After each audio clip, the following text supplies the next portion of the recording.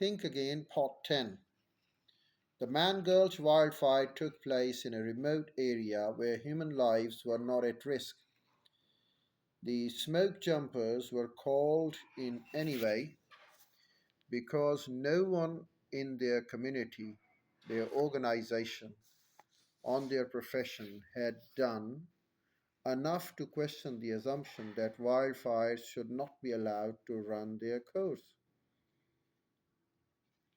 This book is an invitation to let go of knowledge and opinions that are no longer serving you well, and to another, use sense of self inflexibility rather than consistency.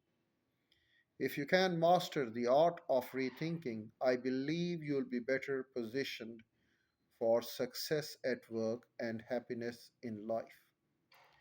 Thinking again can help you generate new solutions to old problems and revisit old solutions to new problems. It's a path to learning more from the people around you and living with fewer regrets. A hallmark of wisdom is knowing when it's time to abandon some of your most treasured tools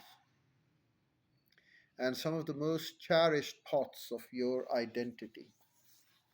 Here we start the text of the book, and we've got part one. Part one is individual rethinking, updating our own views. Chapter 1. A preacher, a prosecutor, a politician, a scientist walk into your mind. Progress is impossible without change, and those who cannot change their minds cannot change anything.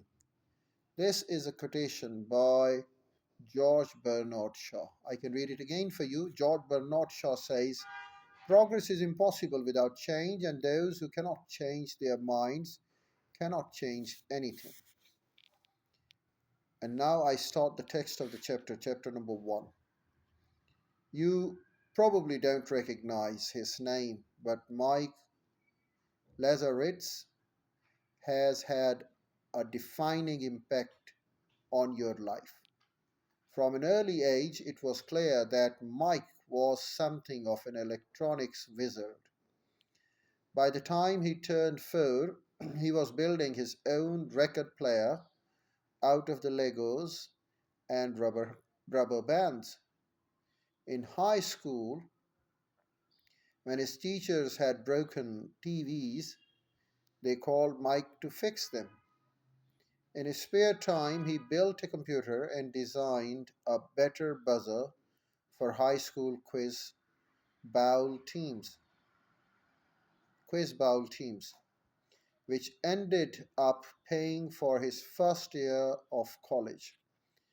Just months before finishing his electrical engineering degree, Mike did what so many great entrepreneurs of his era would do.